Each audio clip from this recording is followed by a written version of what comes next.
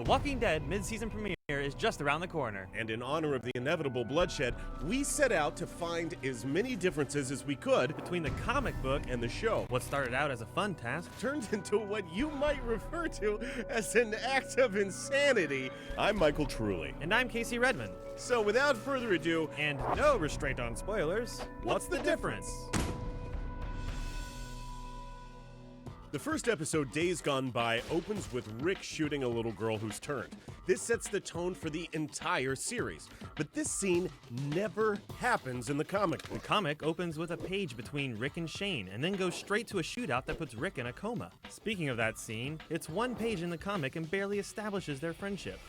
On the show, there's an extended scene demonstrating how close yet totally different the two of them are. There's even a scene where Shane visits him in the hospital that's wholly original to the show. Just, so we know they're besties. In AMC's version, when Rick awakes from his coma, we slowly and mysteriously learn what's happened. In the comic, Rick bursts into the cafeteria where a horde of geeks are awaiting their lunch. The zombie apocalypse is pretty darn clear at that point. Speaking of that cafeteria door, in the show it famously reads, "Don't open dead inside," as zombified fingers attempt to reach through. This is a nod to fans up front, and most probably references the sign outside the Wiltshire Estates which reads, "All dead, do not enter." When Rick finally leaves the hospital in the show, we get to see the destruction caused by a failed military intervention. In the comic book, it's more abandoned than anything else, and there's little sign of any dead army folk. Or taxis. Or pizza delivery people. Upon reaching his home, Rick gets a shovel to the head by Morgan's son, Dwayne.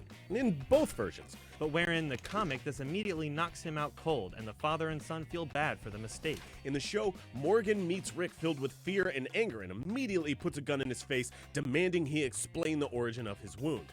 The show Rick has a slightly more extended stay with Morgan and Dwayne. This all leads to Morgan facing off with Ginny, his dead wife and Dwayne's mother, through the scope of a rifle. The comic moved right from dinner to getting weapons from Rick's police station, and Ginny is nowhere to be found. Here's a big difference. In the comic, Glenn rescues Rick by himself. Total badass Glenn. While in the show, he's accompanied by T-Dog, Andrea, Jackie Morales, and Merle Dixon. So there he has a little bit of help. In order to escape the department store the group finds themselves in, Rick and Glenn decide to chop up a dead man and use his guts to slip through the zombie hordes, and then hijack two vehicles to escape from Atlanta. While this gross flesh-wearing scene does take place in the comic, minus the vehicle jacking, it actually doesn't happen until much later when Rick and Glenn return to Atlanta. While AMC shows us that Rick's wife Lori is alive and totally banging Shane, his bestie, earlier on, The comic does not show us she's alive until the second issue, when Rick arrives back at their camp. In the comic, Carol is a young blonde. in the show she's older with short dark hair and much tougher. Also much foxier. She's looking good, guys. But now you've watched our Things You Didn't Know episode on The Walking Dead, and so you're all clear that Merle and Daryl do not exist in the comics. But the other members of the group on the show not present in the comics are T-Dog, Jackie, Carol's husband Ed, Who's already dead by the time we meet her in the comics, Morales and his wife and kids, who may be fill-ins for Alan and his wife Donna and their twin son Billy and Ben. plus several other characters in the camp that just remain nameless. Andrea is younger in the comics and a gifted shooter, becoming one of the group's top zombie killers. In the show, she's still a gifted shooter, but she's a bit older and significantly more depressed and unstable. Also, weren't we glad to see her die? Oh, she was the worst. No, I take that back. Dale was the worst, you preachy old man. In the episode Tell It to the Frogs, Daryl shares a scene with Rick over a deer. That scene was originally shared with Shane. Who's your bestie now, Rick? Who's your bestie now?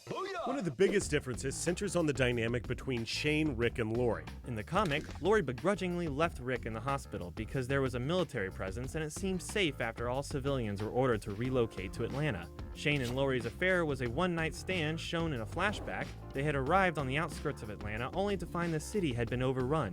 They are both overwhelmed by their situation and find comfort in each other that one night while Carl is asleep in the car. In the show, Shane attempted to get Rick out of the hospital, but fails and begins a prolonged affair with Lori that is depicted as physically charged and passionate.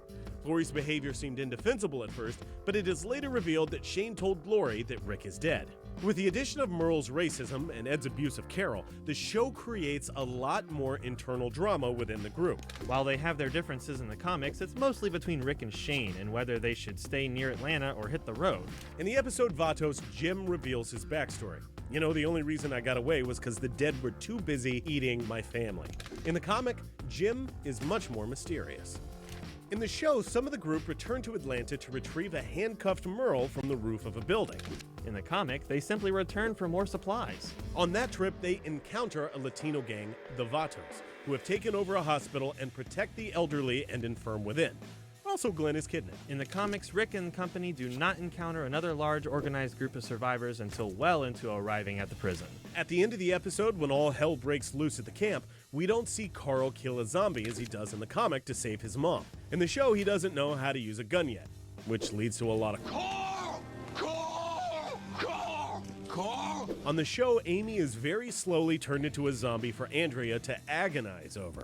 In the comic, it jumps to a burial of the fallen instead. If you hadn't already noticed, the episode Wildfire is a good indication that the show is straying a lot from the comics. And we're still in season 1, guys. All of the dialogue between Andrea and Dale about the loss of her sister is written for the show. In the comic, no